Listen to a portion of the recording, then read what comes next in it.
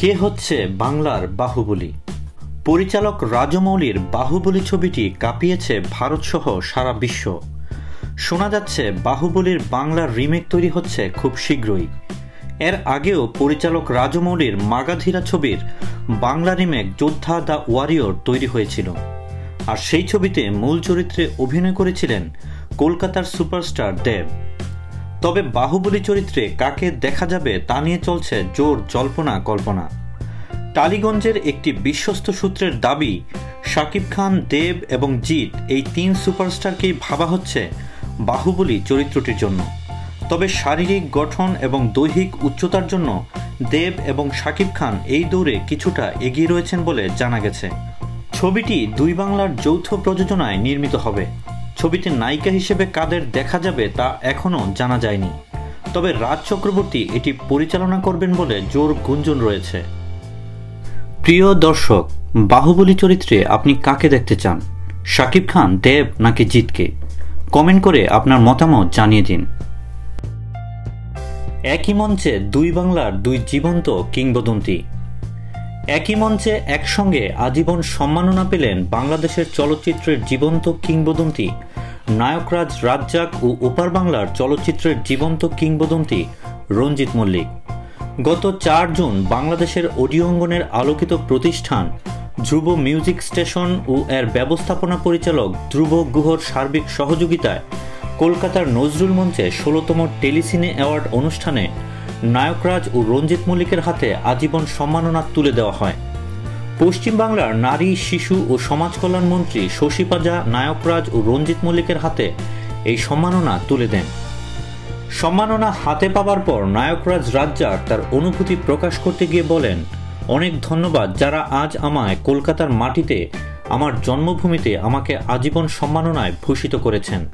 আমি সত্যি অনেক আবেগ আপ্লুত। আমার জন্মভূমিতে এমন প্রাপ্তি সত্যি আমার জন্য বিরাট আনন্দের। বাংলাদেশ থেকে আমি দেশের সর্বোচ্চ রাষ্ট্রীয় সম্মান পেয়েছি কোটি কোটি দর্শকের ভালোবাসা।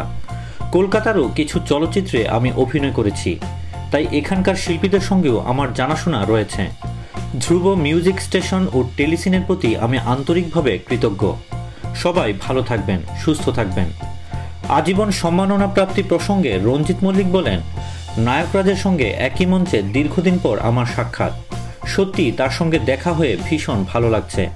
আমি চলচ্চিত্রের জন্য সারা জীবন যা করে এসেছি তার স্বীকৃতিস্বরূপ এই আজীবন সম্মাননা প্রাপ্তিতে ভীষণ ভালো লাগছে। যারা আমাকে সম্মানিত করেছেন তাদের প্রতি আন্তরিকভাবে কৃতজ্ঞ। আমি ক্লাস 2তে পড়ার সময় প্রথম রোজা রাখি, বললেন চিত্রনায়ক ফেরদৌস। মুসলিম ধর্মাবলম্বীদের কাছে অত্যন্ত গুরুত্বপূর্ণ ও ফজিলতপূর্ণ মাস রমজান। প্রত্যেক মুসলমানই চেষ্টা করেন প্রতিটি রোজা রাখার। তারকারাও এর ব্যতিক্রম নন। শুটিং সহ অন্যান্য কাজ নিয়ে ব্যস্ত থাকার পাশাপাশি তারাও রোজা রাখার চেষ্টা করেন।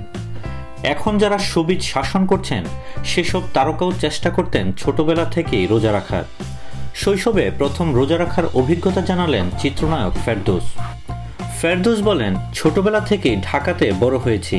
আমি ক্লাস 2তে পড়ার সময় প্রথম রোজা রাখি। আমার বয়স তখন 7-8 বছর হবে। মনে পড়ে সে বয়সে রোজা রাখতে আমার খুব কষ্ট হয়েছিল, কিন্তু ভাই বোনেরা এবং বাবা মা আমাকে খুব উৎসাহ দিয়েছিলেন রোজা রাখার জন্য, তাই শেষ পর্যন্ত রোজাটি রাখতে পেরেছিলাম। এরপর তো অভ্যেস হয়ে যায়। এখন তো কোনো কারণে রোজা না রাখতে পারলে খুব খারাপ লাগে, কষ্ট হয়। আর রোজা না রেখে রোজা রাখার মতো ভাব ধরাটাও আমার কাছে খুবই অপছন্দের। জাতীয় চলচ্চিত্র পুরস্কারপ্রাপ্ত এই নায়ক বলেন, এখন প্রতি বছর রমজানকে ঘিরে আমার পূর্ব প্রস্তুতিটাও একটু বেশি থাকে, কারণ পরিবারে স্ত্রী পুত্র আরও বেশ কজন থাকে, তাদের কথাটাও ভাবতে হয়। এবারের রমজান মাসের জন্য বেশ কিছু নিত্য প্রয়োজনীয় বাজার করা হয়েছে। এবার প্রত্যেকটি রোজা রাখার ইচ্ছে রয়েছে। আল্লাহর রহমতে আমার ইচ্ছের প্রতিফলন ঘটবে আশা রাখি। দুই বাংলার জনপ্রিয় নায়ক ফেরদৌস বর্তমানে একাধিক চলচ্চিত্রে কাজ করছেন। ছবিগুলো হচ্ছে পবিত্র ভালোবাসা, বিউটি সার্কাস, জলশেওলা, পোস্টমাস্টার 71, মেঘকন্যা, শূন্য হৃদয়, গন্তব্য, পুত্র, ইয়েতির অভিযান ইত্যাদি। প্রিয় দর্শক, এ বিষয়ে আপনার মতামত কি? কমেন্ট করে তা জানিয়ে দিন। আর অবশ্যই লাইক দিতে এবং সাবস্ক্রাইব করতে ভুলবেন না।